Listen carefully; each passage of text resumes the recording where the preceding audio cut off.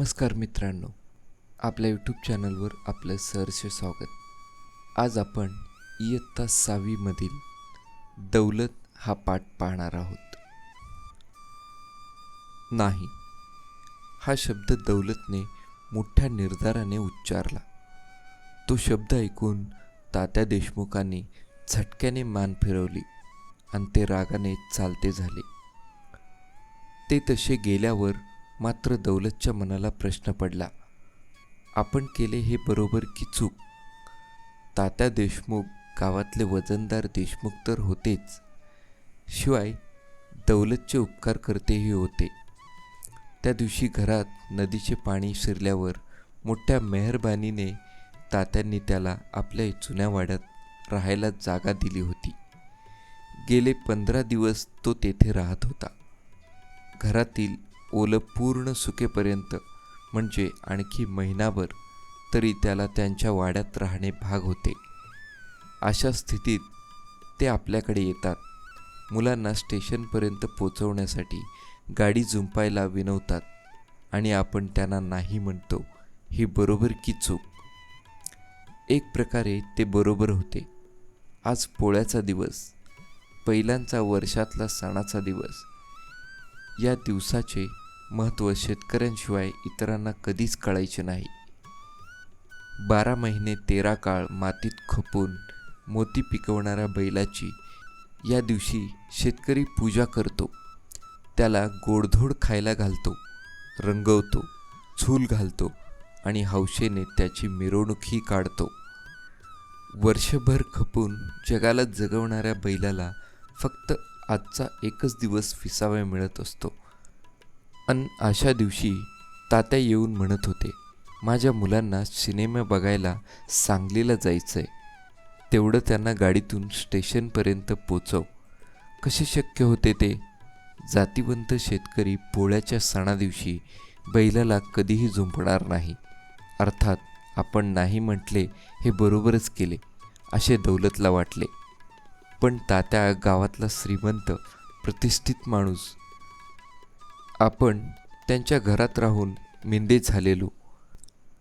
अशा स्थितीत आपण नाही म्हणणे म्हणजे त्यांचा केवढा अपमान झाला. त्या अपमानामुळेच ते रागाने निघून गेले. त्यांना जो राग आला तो जसा त्यांच्या अपमानाचा, त्याचप्रमाणे आपण त्यांना नाही म्हणाल्याने आपल्या दिसलेल्या उद्दामपणाचाही ते आपणाला आज उद्दाम, उर्मट असेच म्हणत गेले असतील. पण आज आपण काही जाणून बुजून उद्दामपणा केला नाही, उर्मटपणा तर नाहीच नाही. आपण आपला धर्म पाळला. माझ्या वागण्याने त्यांना राग आला तर त्याला मी तरी काय करणार? खरे म्हणजे तात्यांनी असे रागवायलाच नको होते. पण ही श्रीमंत माणसे 4 पैशाच्या किंवा प्रतिष्ठितपणाच्या जोरावर सगळ्या जगावर सत्ता गाजवू पाहणारी ही अशीच असायची. पण त्यांना कोण भीतो? या विचाराने दौलतचे मन शांत झाले आणि तो हौशेने बैलांना झुली घालून सजवायच्या कामाला लागला. त्याने चमकदार रंगाने बैलांची शिंगे रंगवली, त्यावर सोनेरी बेगडाच्या आडव्या पट्ट्या लावल्या, त्यांच्या कपाळावर आरशांची बाशिंगे बांधली, गळ्यात फुलांच्या माळा घातल्या आणि अशा तऱ्हेने सुशोभित केलेल्या आपल्या बैलांकडे तो कौतुकाने पाहत राहिला. त्या कौतुकाने मन भरून आल्यामुळे त्याच्या मनाच्या यातना बुजून गेल्या. तात्या आपल्यावर रागावून गेले याची तर त्याला पुसट आठवणही राहिली नाही. आपल्या सजवलेल्या बैलांकडे पाहताना त्याचे मन सुखाने पुरेपूर भरून गेले. त्याचवेळी त्याला कुणीतरी येऊन बातमी सांगितली, बळी चव्हाणाला बैलानं मारलंय, मोठी जखम झालीये. ते ऐकताच त्याचे मन अस्वस्थ झाले. बैलांच्या मिरवणुकीची वेळ होत आली होती. खोताच्या वाड्यापुढे वाजणारी सुरेल सनई त्याला स्पष्ट ऐकू येऊ लागली. बैलांना घेऊन जायची त्याची सगळी तयारी झाली होती, पण त्याचे त्याकडे लक्षच लागेना. सनईचा आवाज त्याच्या कानात शिरेना. आपले सजवलेले बैलही त्याला स्पष्ट दिसेनात. त्याला एकच देखावा दिसत होता, एकच आवाज ऐकू येत होता, जखमेने रक्तबंबाळ झालेला बळी चव्हाण आणि त्याच्या मुखातून निघणारा वेदनामय व्याकुळ उद्गार. बळी त्याचा सगळा सोयरा नव्हता, भाऊबंद नव्हता, इष्टमित्र नव्हता. तो गावातला एक त्याचाच सारखा सामान्य शेतकरी होता.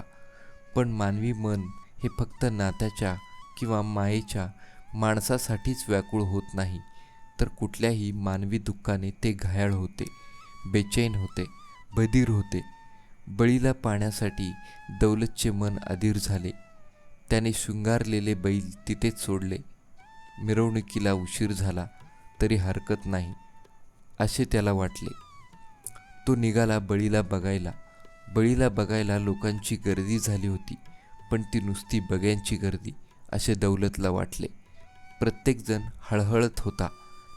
दवाखान्यात न्यायला पाहिजे, डॉक्टर बोलवायला पाहिजे असे प्रत्येकाच्या तोंडातून निघत होते, पण ते करायला एकही धजत नव्हता. त्या गर्दीला बाजूला सारून दौलत बळीजवळ गेला. बळीच्या मांडीत शिंग घुसले होते. रक्तस्राव भलताच झाला होता. फेट्याने त्याची मांडी आवळली होती, तरी अजून रक्त ठिपकत होतेच. भलत्या रक्तस्रावाने बळीला मूर्छा आली होती. त्याची म्हातारी आरडत ओरडत होती आणि त्याचा भाऊ त्याला धरून बसला होता. अशा तऱ्हेने वेळ घालवणे म्हणजे बळीला मृत्यूच्या दाढेत लोटण्यासारखेच होते. ते ध्यानात येताच दौलत बळीच्या भावाला म्हणाला, असं बसून कसं भागणार? आत्ताच्या आत्ता डॉक्टरला आणलं पाहिजे, नाहीतर याला मिरजेला नेला पाहिजे. मिरजेलाच न्यावं म्हणतोय, पण अजून गाडी जुंपून आली नाही. कोण गेलंय काय गाडी आणायला? गेलेत 2 जण, पण ते तिकडंच. अरे, हे का दिरंगाईचं काम? 4ची गाडी आता येईल.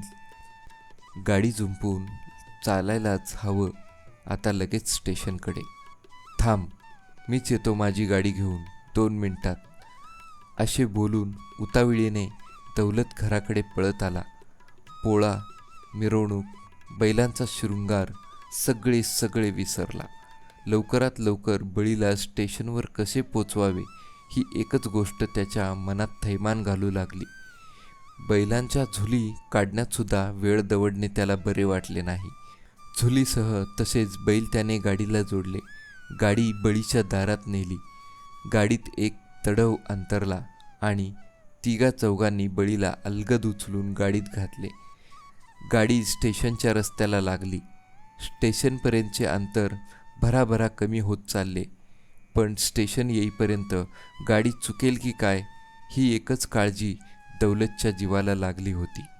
अखेर जेव्हा स्टेशन आले आणि गाडीला अवकाश आहे असे कळले, तेव्हा त्याचा जीव भांड्यात पडला. मग सावकाश बळीला बैलगाडीतून उतरून स्टेशनात नेले. त्याच्याबरोबर मिरजेस जाण्यासाठी 2-3 योजना झाली. तेवढ्यात स्टेशनात गाडीही आली. बळीला व्यवस्थित चढवून बसवला गेला. गाडी निघून गेली. नंतर दौलत स्टेशन बाहेर पडून आपल्या गाडीजवळ आला आणि त्याने निवांतपणे पानाची चंची सोडली. आता पान खाऊन तो परत जायला निघणार होता. त्याने सुपारी कातरून तोंडात टाकली. तोच तात्या आपल्या गावाकडे पायी चालू लागलेले त्याला दिसले. त्याबरोबर त्याला आठवले, तात्या मुलांना पोचवायला आलेले दिसतात. कसे बरे आले असतील? मुलांना घेऊन चालतच आलेले असणार. त्याशिवाय काय मार्ग होता? अरे, येताना आपल्याला धांदलीत ते सुचलेच नाही. सहजासहजी त्यांच्या मुलांना आपल्याला गाडीतून आणता आले असते. त्यांचा राग घालवता आला असता. हां, चुकलेच सगळे. असो, आता तरी त्यांना बोलवावे म्हणून तो चंची सावरत उठला. 2 पावले त्यांच्याकडे गेला. त्याने हाक मारली, तात्या, अहो तात्या. तात्यांनी वळून त्याच्याकडे पाहिले. निखाऱ्यासारख्या लाल डोळ्यांनी ती नजर बघताच दौलत बावरला. तात्यांनी विचारले, काय, केव्हासा आलास? कशाला हवी तुला ती चौकशी? अन हो रे, आज बैलांचा सण आहे ना, गाडी जुंपायची नव्हती ना? पण बळीला भारीच जखम झाली होती. त्याला मिरजेला नेणं जरुरीचं होतं. सण कवावी करता येईल. पण बळीचे प्राण गेले असते तर? तात्या चमकले व झरझर निघून गेले. धन्यवाद. हा पाठ आवडला असल्यास सबस्क्राईब करायला विसरू नका आणि लाईक आणि शेअरही करा. धन्यवाद.